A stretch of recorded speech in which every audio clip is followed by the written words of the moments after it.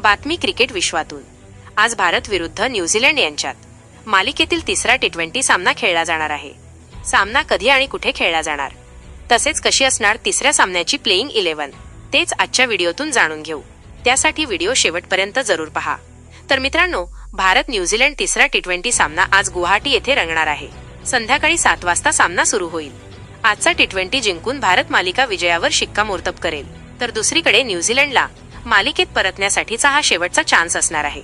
एखादा बदल सोडता भारत तीच प्लेइंग 11 मैदानात उतरेल. महत्त्वाचे म्हणजे भारताने या मैदानावर 4 टी20 खेळले. त्यापैकी एका सामन्यात विजय आणि 2 सामन्यात पराभव झाला, तर एका सामन्याचा निर्णय लागला नाही.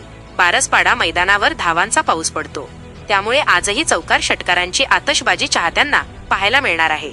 या सामन्यासाठी अशी असेल टीम इंडियाची प्लेइंग 11.